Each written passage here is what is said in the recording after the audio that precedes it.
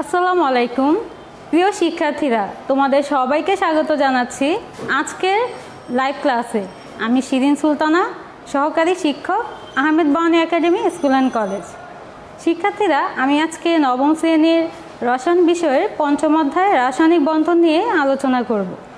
তোমরা যাদের live ক্লাসটিতে join করেছো, আশা করছি তোমরা ক্লাসটি দেখবে এবং বোঝার চেষ্টা করবে। তো চলো আমরা রাসায়নিক বন্ধন অধ্যায় থেকে কিছু অংশ আলোচনা করি। তো রাসায়নিক বন্ধন অধ্যায়ের থেকে তোমাদের যে বিষয়টি জানতে হবে তার মধ্যে রয়েছে যোজ্যতা ইলেকট্রন, যোজনী। তো আসো আমরা প্রথমে দেখি যে যোজ্যতা ইলেকট্রনটা কি।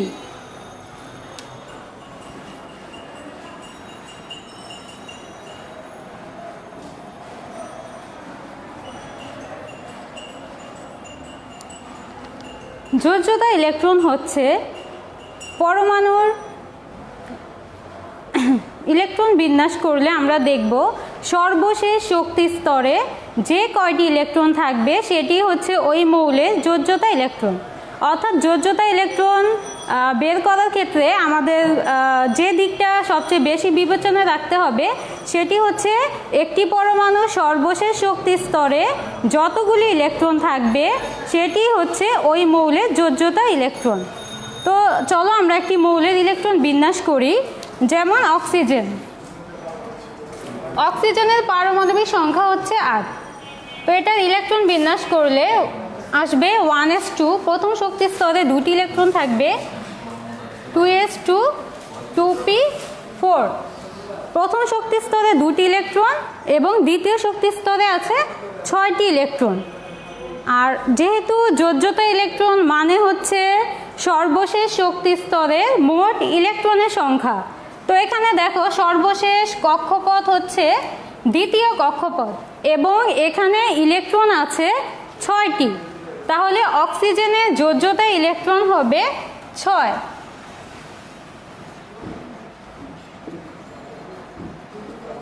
যোজ্যতা ইলেকট্রন হচ্ছে 6। এভাবে আমরা বিভিন্ন পরমাণুর বা বিভিন্ন মৌলের যোজ্যতা ইলেকট্রন বের করতে পারবো। তো যোজ্যতা ইলেকট্রনের ক্ষেত্রে যেহেতু সর্বশেষ শক্তি স্তর নিয়েছি, তো এটা কিন্তু আমরা আবার ডায়াগ্রামের সাহায্যে দেখাতে পারি। তো আমি যদি অক্সিজেন পরমাণুর ডায়াগ্রাম আঁকি, তো সেখানে আমি দেখব সেখানে দুটি শক্তি স্তর রয়েছে, আর প্রথম শক্তি স্তরে ইলেকট্রন আছে 2টি এবং দ্বিতীয় শক্তি স্তরে মোট ইলেকট্রন আছে 6টি। এই যে এখানে সর্বশেষ শক্তি স্তর হচ্ছে দ্বিতীয় শক্তি স্তর এবং এখানে যে কয়টি ইলেকট্রন থাকবে সেটি হচ্ছে অক্সিজেন পরমাণুর যোজ্যতা ইলেকট্রন। তো এভাবে আমরা বিভিন্ন মৌলের যোজ্যতা ইলেকট্রন বের করতে পারবো। একইভাবে আমরা ক্লোরিন পরমাণুর যোজ্যতা ইলেকট্রন নির্ণয় করতে পারি। ক্লোরিনের ইলেকট্রন বিন্যাস হচ্ছে, যেহেতু পারমাণবিক সংখ্যা 17, তো প্রথম শক্তি স্তরে দুটি ইলেকট্রন থাকবে, দ্বিতীয় শক্তি স্তরে থাকবে 8টি ইলেকট্রন এবং তৃতীয় শক্তি স্তরে হচ্ছে 7টি ইলেকট্রন। তো এখানে দেখো আমরা যেহেতু বলেছি সর্বশেষ শক্তি স্তর, তো এখানে তুমি হয়তো বলতে পারো যে এখানে শেষ শক্তি স্তর 3p, কিন্তু আমরা শুধু 3p নিব না, কারণ তৃতীয় শক্তি স্তর কিন্তু 3s এবং 3p দুটি মিলেই হয়েছে। তো তৃতীয় শক্তি স্তরে আমরা জানি s অরবিটাল থাকে এবং p অরবিটাল থাকে, তো এখানে এবং d অরবিটালও আছে। তো এখানে আছে s এবং p এবং s এবং p তে মোট ইলেকট্রন আছে 7টি। তাহলে ক্লোরিনের যোজ্যতা ইলেকট্রন হবে 7। তাহলে এখান থেকে আমরা লিখতে পারি ক্লোরিনের যোজ্যতা ইলেকট্রন হচ্ছে 7। তো এইভাবে আমি বিভিন্ন মৌলের ইলেকট্রন বিন্যাস করে তাদের যোজ্যতা ইলেকট্রনের সংখ্যা নির্ণয় করতে পারবো। এরপরে যে টপিকসটা তোমাদের বইতে দেয়া আছে সেটি হচ্ছে যোজনী। যোজনী নির্ণয়ের ক্ষেত্রে তোমার দুটি বিষয় মনে রাখতে হবে, একটি হচ্ছে ধাতুর যোজনী এবং আরেকটি হচ্ছে অধাতুর যোজনী।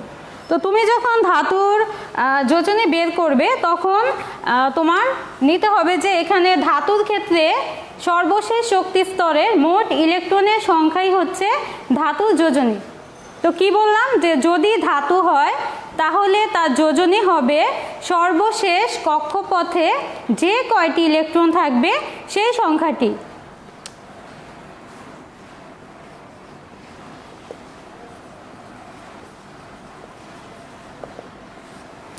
যদি ধাতু হয় তাহলে আমি কিভাবে যোজনী বের করব? আমি বের করব সর্বশেষ কক্ষপথে মোট ইলেকট্রন, সর্বশেষ কক্ষপথে মোট ইলেকট্রন।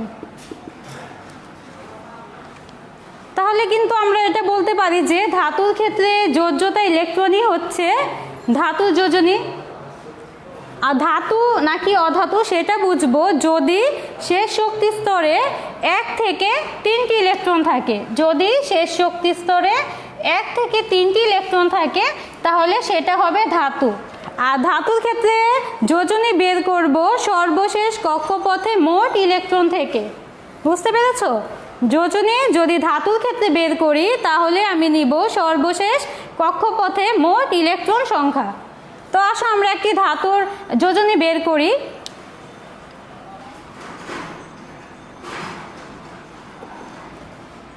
তো আমরা সোডিয়াম নিলাম, তো সোডিয়ামের ইলেকট্রন বিন্যাসটা প্রথমে করতে হবে 1s2 2s2 2p6 3s1। তো এখানে দেখো সোডিয়াম পরমাণুর এটা হচ্ছে প্রথম শক্তি স্তর, এটি হচ্ছে দ্বিতীয় শক্তি স্তর এবং এটা হচ্ছে তৃতীয় শক্তি স্তর। এটাই কিন্তু তার সর্বশেষ শক্তি স্তর। আর এই সর্বশেষ শক্তি স্তরে ইলেকট্রন আছে একটি, তাহলে সোডিয়াম পরমাণুর যোজনী হবে 1। তো এক্ষেত্রে আমরা কি লিখব? সোডিয়াম পরমাণুর যোজনী হচ্ছে 1। একইভাবে আমি ম্যাগনেসিয়াম মৌলের যোজনী বের করতে পারি। তো ম্যাগনেসিয়ামের ক্ষেত্রে কি হবে? প্রথমে তার ইলেকট্রন বিন্যাসটি লিখবে। ইলেকট্রন বিন্যাসটি হচ্ছে 1s2 2s2 2p6 এবং 3s2। তো এখানে দেখো ম্যাগনেসিয়ামের ক্ষেত্রে তার সর্বশেষ শক্তি স্তর হচ্ছে তৃতীয় শক্তি স্তর। আর তৃতীয় শক্তি স্তরে ইলেকট্রন আছে 2টি, তাহলে ম্যাগনেসিয়াম পরমাণুর যোজনী হবে 2। এক্ষেত্রে আমরা কি বের করব? ম্যাগনেসিয়ামের যোজনী হচ্ছে 2। তো এভাবে কিন্তু আমরা ধাতুর যোজনী বের করতে পারি। তাহলে তোমরা মনে রাখবে যদি ধাতু হয় তাহলে আমরা সর্বশেষ শক্তি স্তরের ইলেকট্রন নিব। এবার আসো অধাতুর যোজনী কিভাবে বের করব?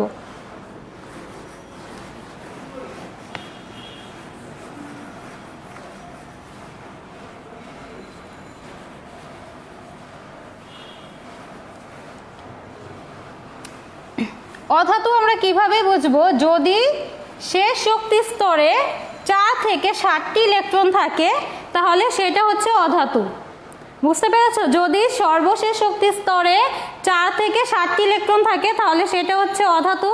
আর অধাতুর ক্ষেত্রে যোজনী বের করতে হলে তুমি সবসময় মনে রাখবে সর্বশেষ শক্তি স্তরে অযুগ্ম ইলেকট্রনের সংখ্যাই হবে অধাতুর যোজনী। যখন আমরা অধাতুর যোজনী বের করব তখন আমরা নিব সর্বশেষ শক্তি স্তর বা কক্ষপথে অযুগ্ম ইলেকট্রনের সংখ্যা। অযুগ্ম ইলেকট্রন, কতগুলি অযুগ্ম ইলেকট্রন রয়েছে সেই সংখ্যাটি হবে অধাতুর যোজনী। অযুগ্ম ইলেকট্রন নিব, অধাতুর ক্ষেত্রে নিব অযুগ্ম ইলেকট্রন। তো আসো আমরা একটা মৌলের ইলেকট্রন বিন্যাস করি। অক্সিজেন নিলাম, অক্সিজেনের পারমাণবিক সংখ্যা হচ্ছে 8 এবং এর বিন্যাসটা লিখি 1s2 2s2 2p4। যেহেতু বলেছি অধাতু, দেখো এখানে কিন্তু শেষ শক্তি স্তর দ্বিতীয় শক্তি স্তরে 6টি ইলেকট্রন আছে, তার মানে অক্সিজেন অধাতু। আর অধাতুর ক্ষেত্রে যোজনী কি হবে? অধাতুর ক্ষেত্রে যোজনী হবে অযুগ্ম ইলেকট্রনের সংখ্যা। অযুগ্ম মানে কি? অযুগ্ম মানে হচ্ছে জোড়াবিহীন। যেমন এটা কি? এটা হচ্ছে জোড়, কিন্তু অযুগ্ম হবে শুধু একটি ইলেকট্রন থাকবে, সিঙ্গেল। এখানে দেখো আমরা যদি পি অরবিটালটা এভাবে লিখি তাহলে কিন্তু এখান থেকে আমি অযুগ্ম সংখ্যাটা বের করতে পারবো না। সে কারণে আমাদের পি অরবিটালের যে উপস্তরগুলি আছে পি অরবিটালে 3টি উপস্তর থাকে। যেহেতু তোমরা পর্যা সারণী অধ্যায়টি পড়েছো, তো সেখান থেকে তোমরা জেনেছো যে পি অরবিটালের উপস্তর 3টি। পি অরবিটালের উপস্তর 3টি। একটি হচ্ছে px, py, pz। শিক্ষার্থীরা আমরা কি দেখতে পাচ্ছি? পি অরবিটালের উপস্তর হচ্ছে বা উপশক্তি স্তর হচ্ছে 3টি, px, py, pz। তো আমরা যখন অধাতুর যোজনী বের করব তখন পি অরবিটালকে উপস্তর হিসেবে লিখব। তো আমরা এখানে P orbital px, py, pz আকারে যদি লিখি তাহলে বিন্যাসটা হবে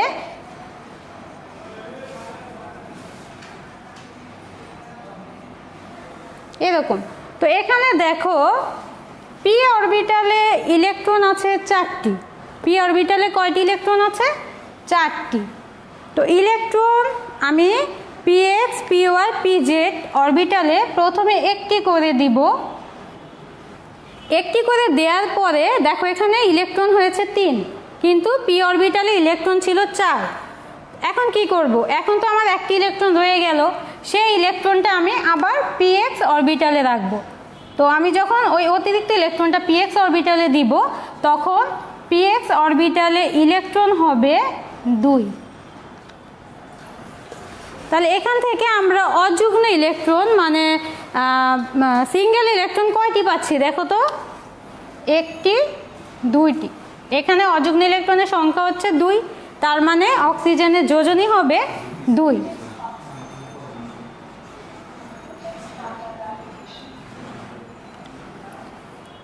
শিক্ষার্থীরা দেখো আমি অধাতুর যোজনী যখন নিব তখন বলেছি যে অযুগ্ম ইলেকট্রন নিব। যেহেতু এখানে অযুগ্ম বা সিঙ্গেল ইলেকট্রন 2টি আছে, সে কারণে অক্সিজেনের যোজনী হয়েছে 2। এভাবে আমি বিভিন্ন অধাতুর ইলেকট্রন বিন্যাস থেকে তার যোজনী বের করতে পারবো। চলো আমরা আরেকটি অধাতুর ইলেকট্রন বিন্যাস করে তার যোজনী বের করি।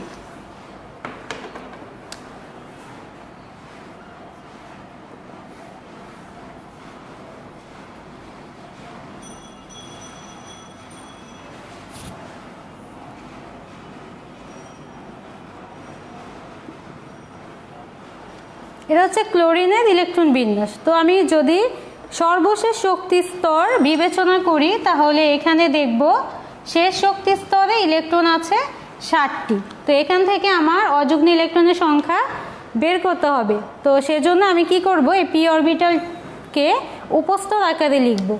তখন তার বিন্যাসটা হবে 2s2, 2p2, 2p6, 3s2। এটাকে আমি আবার এক্স, ওয়াই, জেড আকারে লিখব। এখানে ইলেকট্রন আছে 5টি, তো আমি বিভিন্ন উপস্তরে ইলেকট্রনগুলি দিয়ে দিব। তো এখন দেখো তো পি অরবিটালে যদি আমি একসাথে 5টি ইলেকট্রন রাখতাম তাহলে কিন্তু অযুগ্ম ইলেকট্রনের সংখ্যা বের করতে পারতাম না। কিন্তু আমি যেহেতু পি অরবিটালের যে উপশক্তি স্তরগুলি রয়েছে এক্স, ওয়াই, জেড আকারে লিখেছি, তখন কিন্তু আমি দেখতে পাচ্ছি যে এখানে অযুগ্ম ইলেকট্রন আছে 1টি। তো এক্ষেত্রে তোমার ক্লোরিনের যোজনী হবে 1, কারণ এখানে অযুগ্ম ইলেকট্রনের সংখ্যা আছে 1টি। এভাবে আমরা বিভিন্ন ধাতু এবং অধাতুর যোজনী বের করতে পারবো।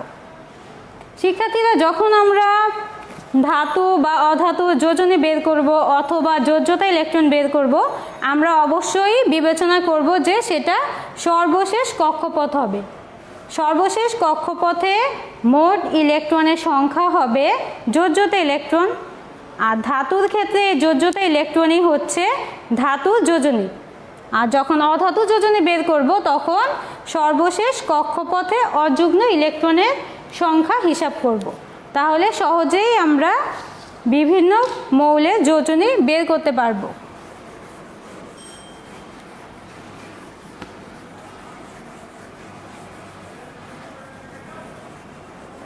তো এই যে যোজনী এবং যোজ্যতা ইলেকট্রন থেকে একটি প্রশ্ন প্রায় আসে, সেটি হচ্ছে অক্সিজেনের যোজনী ও যোজ্যতা ইলেকট্রন ভিন্ন কেন?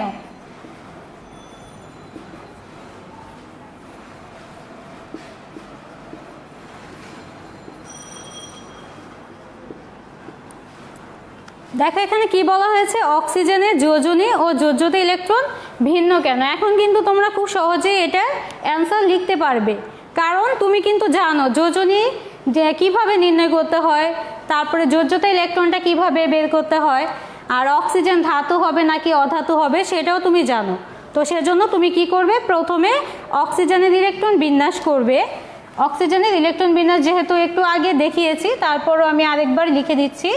অক্সিজেনের বিন্যাসটা তুমি প্রথমে লিখবে, এই হচ্ছে কি অক্সিজেনের ইলেকট্রন বিন্যাস। তো আমি যদি প্রথমে যোজ্যতা ইলেকট্রন বের করি তাহলে আমি কি নিব, আমি নিব সর্বশেষ কক্ষপথে কতগুলি ইলেকট্রন আছে। তো এখানে সর্বশেষ কক্ষপথে ইলেকট্রন আছে 6টি, এই 6 হচ্ছে যোজ্যতা ইলেকট্রন।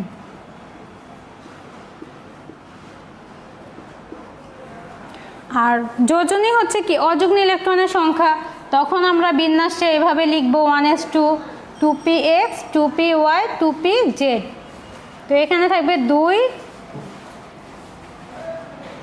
1। তো এখানে কি দেখতে পাচ্ছি, এখানে দেখতে পাচ্ছি সর্বশেষ কক্ষপথে অযুগ্ম ইলেকট্রন আছে 2টি, তাহলে অক্সিজেনের যোজনী হবে 2। তাহলে অক্সিজেনের যোজনী আমরা কি লিখব, 2 লিখব। তো আমরা কি দেখতে পাচ্ছি, আমরা দেখতে পাচ্ছি অক্সিজেনের যোজনী এবং যোজ্যতা ইলেকট্রন ভিন্ন, কারণ যোজ্যতা মানে হচ্ছে মোট ইলেকট্রনের সংখ্যা আর যোজনী হচ্ছে অযুগ্ম ইলেকট্রনের সংখ্যা। এভাবে তোমরা বিভিন্ন এই ধরনের প্রশ্নের উত্তর লিখতে পারবে।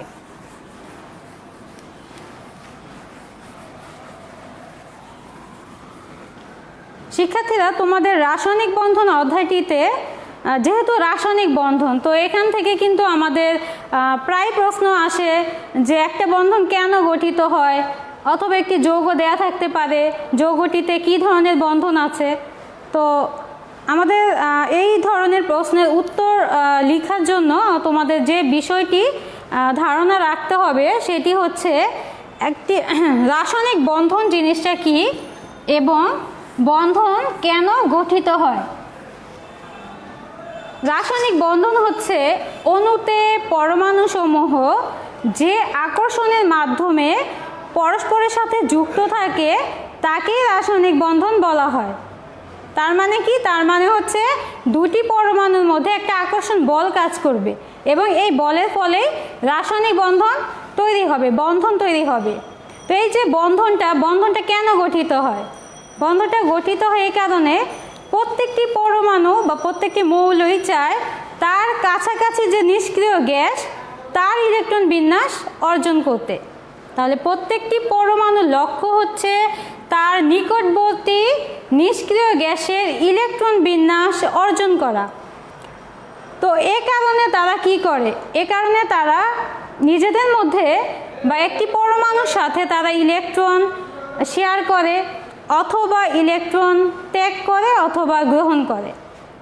তো ইলেকট্রন আদান প্রদান বা শেয়ারের মাধ্যমেই কিন্তু বন্ধন গঠিত হয়। যদি ইলেকট্রন আদান প্রদান বা ত্যাগ গ্রহণের মাধ্যমে গঠিত হয় তখন আমরা সেটিকে বলবো আয়নিক বন্ধন বা তড়িৎযোজী বন্ধন। এবং দুটি পরমাণুর মধ্যে ইলেকট্রন শেয়ারের মাধ্যমে যদি বন্ধন গঠিত হয় তখন আমরা সেটিকে বলবো সমযোজী বন্ধন। তো আজকে আমি তোমাদের আয়নিক বন্ধন সম্পর্কে একটু বিস্তারিত আলোচনা করব। তো আসো আমরা প্রথমে দেখি আয়নিক বন্ধনের সংজ্ঞাটা। তো আয়নিক বন্ধনের ক্ষেত্রে তোমার কিছু জিনিস মনে রাখতে হবে, তাহলে তুমি নিজে থেকেই আয়নিক বন্ধনের সংজ্ঞাটা লিখতে পারবে। তো প্রথম বিষয়টি হচ্ছে আয়নিক বন্ধনে একটি ধাতু এবং একটি অধাতু পরমাণু থাকে, অর্থাৎ ধাতু এবং অধাতু পরমাণুর মধ্যেই আয়নিক বন্ধন তৈরি হয়। এই বিষয়টি তুমি মনে রাখবে। আরেকটি বিষয় হচ্ছে দুটি পরমাণুর মধ্যে ইলেকট্রন আদান প্রদান হবে, একটি ইলেকট্রন দান করবে অপরজন ইলেকট্রন গ্রহণ করবে। তাহলে এক্ষেত্রে কি ঘটবে, এক্ষেত্রে ঘটবে ইলেকট্রন দান গ্রহণ, অথবা আমরা বলতে পারি ইলেকট্রন ত্যাগ গ্রহণ অথবা আদান প্রদান। এরপরে যে বিষয়টি হবে সেটি হচ্ছে একটি ধনাত্মক আয়ন সৃষ্টি হবে, ধনাত্মক আয়ন যেটিকে আমরা ক্যাটায়ন বলবো, এবং আরেকটি কি হবে, ঋণাত্মক আয়ন সৃষ্টি হবে। একটি হচ্ছে ধনাত্মক আয়ন, আরেকটি হচ্ছে কি ঋণাত্মক আয়ন। এরপরে কি হবে, আমরা কি জানি বিপরীত চার্জ পরস্পরকে আকর্ষণ করে। এই যে ধনাত্মক চার্জ সৃষ্টি হলো এবং ঋণাত্মক আয়নের সৃষ্টি হলো, তাদের মধ্যে একটা স্থির বৈদ্যুতিক আকর্ষণ বল থাকবে। একটি কি থাকবে, স্থির বৈদ্যুতিক আকর্ষণ বল থাকবে।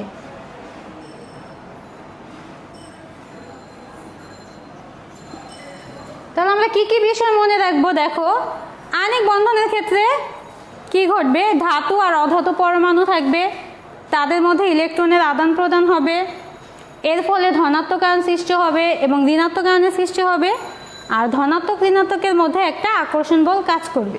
তাহলে আমরা এভাবে বলতে পারি না যে দুটি পরমাণুর মধ্যে ইলেকট্রন ত্যাগ এবং গ্রহণের ফলে সৃষ্ট ক্যাটায়ন এবং অ্যানায়নের মধ্যে স্থির বৈদ্যুতিক আকর্ষণ বলের মাধ্যমে যে বন্ধন তৈরি হয় তাকে আণবিক বন্ধন বলা হয়। আর আণবিক বন্ধনের অপর নাম হচ্ছে তড়িৎযোজী বন্ধন। আণবিক বন্ধনকে আমরা কি বলবো, তড়িৎযোজী বন্ধন বলবো। আণবিক বন্ধনকে তড়িৎযোজী বন্ধনও বলা যায়। তাহলে সংজ্ঞাটা কি দাঁড়ালো, ইলেকট্রন ত্যাগ বা গ্রহণের ফলে সৃষ্ট ক্যাটায়ন ও অ্যানায়নের মধ্যে স্থির বৈদ্যুতিক আকর্ষণ বলের মাধ্যমে যে বন্ধন গঠিত হয় তাকে আণবিক বন্ধন বলে। তো আমরা এই বিষয়টি একটি উদাহরণের সাহায্যে ব্যাখ্যা করব।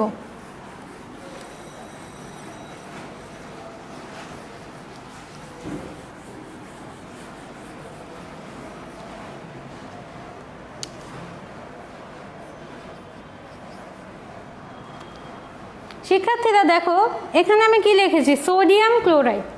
তো এই ধরনের একটা যৌগ দেয়া থাকলো, তো তোমাকে বলা হলো সোডিয়াম ক্লোরাইডের মধ্যে কি ধরনের বন্ধন আছে ব্যাখ্যা করো।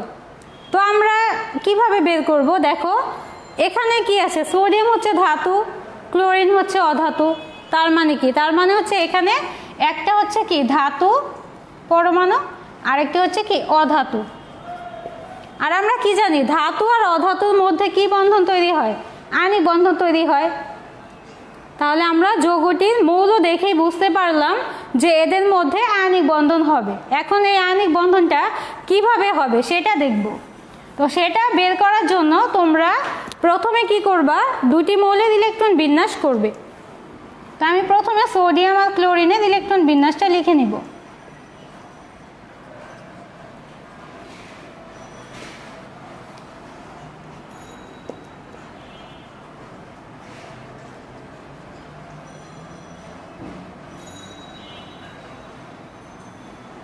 আচ্ছা দেখো, এখানে সোডিয়ামের শেষ শক্তি স্তর হচ্ছে তৃতীয় শক্তি স্তর এবং সেখানে একটি ইলেকট্রন আছে।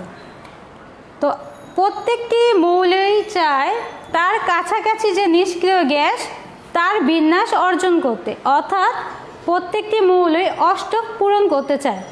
সে চায় তার সর্বশেষ কক্ষপথে 8টি ইলেকট্রন রাখতে।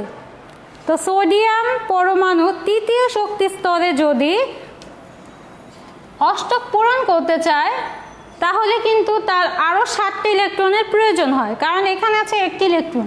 তো এখানে যদি আমি অষ্টক পূরণ করতে চাই তাহলে কিন্তু আমার আরও 7টি ইলেকট্রনের প্রয়োজন হবে। কিন্তু এতগুলি ইলেকট্রন তো সোডিয়াম কারো কাছ থেকে জোগাড় করতে পারবে না, কেউ তাকে দিবে না। তো এক্ষেত্রে সে কি করবে, তার তৃতীয় শক্তি স্তরে যে একটি ইলেকট্রন ছিল সেটা সে কাউকে দিয়ে দিবে। তো সোডিয়াম যদি তৃতীয় শক্তি স্তরের একটি ইলেকট্রন কাউকে দান করে তখন কিন্তু তার এই যে শেষ শক্তি স্তর হবে দ্বিতীয় শক্তি স্তর এবং সেখানে অষ্টক পূরণ থাকবে এবং সে নিষ্ক্রিয় গ্যাস নিয়নের ইলেকট্রন বিন্যাস অর্জন করতে পারবে। তার কাছাকাছি নিষ্ক্রিয় গ্যাস হচ্ছে নিয়ন এবং তার বিন্যাসটা হবে 1s2 2s2 2p6। শিক্ষার্থীরা দেখো, সোডিয়াম যদি তৃতীয় শক্তি স্তর থেকে একটি ইলেকট্রন এই ইলেকট্রনটা কাউকে দান করে তখন কিন্তু তার ইলেকট্রন বিন্যাস থাকবে এই পর্যন্ত। এটা কিন্তু তার কাছাকাছি যে নিষ্ক্রিয় গ্যাস তার বিন্যাসের সাথে মিলে যায়। তাহলে সোডিয়াম কি করবে, যদি তার তৃতীয় শক্তি স্তরের ইলেকট্রনটি কাউকে দান করে তাহলে সে নিয়নের ইলেকট্রন বিন্যাস অর্জন করতে পারবে। এ কারণে সোডিয়াম একটি ইলেকট্রন ত্যাগ করবে। সোডিয়াম কি করবে, একটি ইলেকট্রন দান করবে। একটি ইলেকট্রন দান করে সে ধনাত্মক সোডিয়াম আয়নে পরিণত হবে। এরপরে দেখো ক্লোরিন। ক্লোরিনের শেষ শক্তি স্তরে আছে 7টি ইলেকট্রন। তার শেষ শক্তি স্তরে কয়টি ইলেকট্রন আছে, 7টি ইলেকট্রন আছে। তো ক্লোরিন পরমাণুর শেষ শক্তি স্তরে অষ্টক পূরণের জন্য তার কিন্তু আরও একটি ইলেকট্রনের প্রয়োজন। একটি ইলেকট্রন যদি সে জোগাড় করতে পারে তাহলে সে তার কাছাকাছি নিষ্ক্রিয় গ্যাস আর্গনের ইলেকট্রন বিন্যাস অর্জন করতে পারবে। তো তখন ক্লোরিন কি করবে, সোডিয়াম যে ইলেকট্রনটা দান করেছে বা ত্যাগ করেছে সেটা ক্লোরিন পরমাণু গ্রহণ করবে। গ্রহণ করে ক্লোরাইড আয়নে পরিণত হবে। ক্লোরিন পরমাণু কি করলো, সোডিয়াম পরমাণু যে ইলেকট্রনটা ত্যাগ করেছে সেই ইলেকট্রনটা ক্লোরিন পরমাণু গ্রহণ করেছে, এজন্য তার ইলেকট্রন বৃদ্ধি পেয়েছে এবং ঋণাত্মক আয়নে পরিণত হয়েছে এবং সে তার কাছাকাছি নিষ্ক্রিয় মৌল আর্গনের ইলেকট্রন বিন্যাস অর্জন করেছে।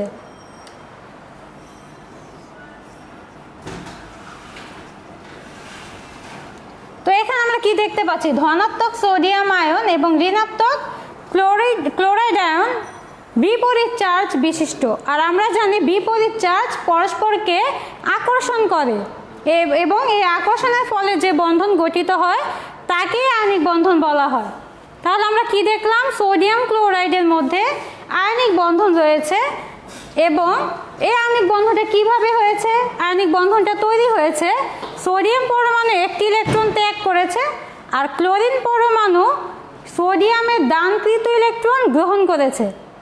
যেহেতু সোডিয়াম ত্যাগ করলো এর ফলে সোডিয়াম ধনাত্মক আয়নে পরিণত হলো। অপরদিকে ক্লোরিন পরমাণু সোডিয়ামের ত্যাগকৃত ইলেকট্রন গ্রহণ করেছে এবং ক্লোরাইড আয়নে পরিণত হয়েছে। এই যে ধনাত্মক আয়ন আর ঋণাত্মক আয়নের মধ্যে আকর্ষণ হয়েছে এবং এই আকর্ষণের ফলেই আয়নিক বন্ধন তৈরি হয়েছে। তো আমি কিন্তু এই যে সোডিয়াম ক্লোরাইডের আয়নিক বন্ধনটাকে ডায়াগ্রামের সাহায্যে লিখতে পারি।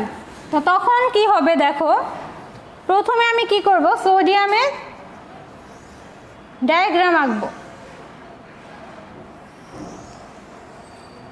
সোডিয়াম পরমাণুর প্রথম শক্তি স্তরে থাকে 2টি ইলেকট্রন, দ্বিতীয় শক্তি স্তরে থাকে 8টি ইলেকট্রন আর তৃতীয় শক্তি স্তরে থাকে 1টি ইলেকট্রন। তো এটার সাথে ক্লোরিন পরমাণু লিখব। ক্লোরিনের প্রথম শক্তি স্তরে থাকে 2টি ইলেকট্রন, দ্বিতীয় শক্তি স্তরে থাকবে 8টি ইলেকট্রন আর এই যে তৃতীয় শক্তি স্তরে থাকবে 7টি ইলেকট্রন। তো এখন কি হবে, সোডিয়াম পরমাণু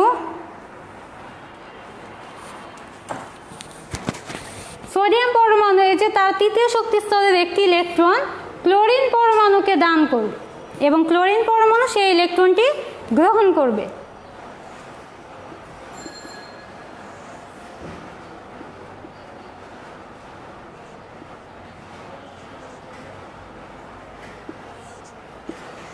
সোডিয়াম পরমাণু যেহেতু তার তৃতীয় শক্তি স্তর থেকে একটি ইলেকট্রন দান করেছে এবং সে ধনাত্মক আয়নে পরিণত হয়েছে, তখন তার শক্তি স্তর 2টি এবং সে ধনাত্মক আয়নে পরিণত হয়েছে। এ কারণে উপরে আমি প্লাস লিখব। আর ক্লোরিন পরমাণু কি করলো, একটি ইলেকট্রন গ্রহণ করলো।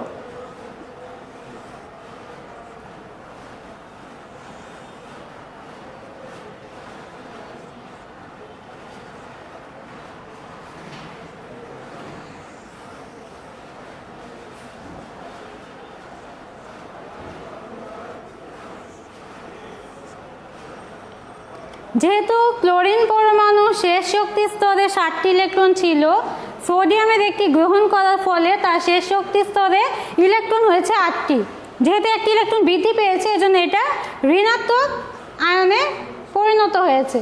এটা হচ্ছে কি ধনাত্মক সোডিয়াম ঋণাত্মক ক্লোরিন, এদের মধ্যে আয়নিক বন্ধন তৈরি হয়েছে এবং যেহেতু আয়নিক বন্ধন তৈরি হয়েছে এই কারণে সোডিয়াম ক্লোরাইড কি একটি আয়নিক যৌগ। আর এটা হচ্ছে কি, এটা দেখো, এটা হচ্ছে সোডিয়াম পরমাণু আর এটা হচ্ছে কি ক্লোরিন পরমাণু। তাহলে শিক্ষার্থীরা আমরা কি দেখতে পেলাম যে আয়নিক বন্ধন তৈরি হওয়ার জন্য একটি ধাতু পরমাণু লাগবে এবং একটি অধাতু পরমাণু লাগবে, তাদের মধ্যে ইলেকট্রনের আদান প্রদান হবে, এর ফলে একজন ধনাত্মক আয়নে পরিণত হবে এবং অপরটি ঋণাত্মক আয়নে পরিণত হবে। আর এই যে ধনাত্মক এবং ঋণাত্মক যেহেতু বিপরীতধর্মী, তো এই কারণে এদের মধ্যে কি হয় আকর্ষণ হয়, আর আকর্ষণের ফলে যে বন্ধন তৈরি হয় তাকে আয়নিক বন্ধন বলা হয়। আশা করছি তোমরা বিষয়টি বুঝতে পেরেছো। তো অনুরূপভাবে তোমরা বিভিন্ন আয়নিক যৌগের মধ্যে যে আয়নিক বন্ধন রয়েছে সেটি ব্যাখ্যা করতে পারবে।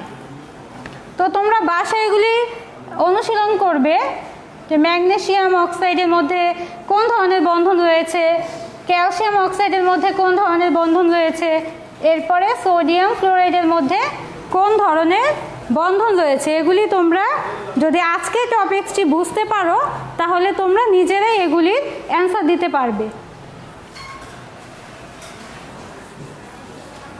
তো শিক্ষার্থীরা আমাদের আজকের আলোচনার বিষয় ছিল যোজ্যতা ইলেকট্রন, যোজনী বন্ধন এবং আয়নিক বন্ধন। তো তোমরা এই বিষয়গুলি ভালোভাবে বাসায় অনুশীলন করবে। তো আশা করি তোমরা এগুলি পরীক্ষায় যদি আসে তাহলে এর অ্যান্সার দিতে পারবে। তো আজকে আমি ক্লাসটি বড় করব না, তোমরা বাসায় এই টপিকসগুলি অনুশীলন করো। তো আজকে আমি বিদায় নিচ্ছি, সবাই ভালো থেকো, আল্লাহ হাফেজ।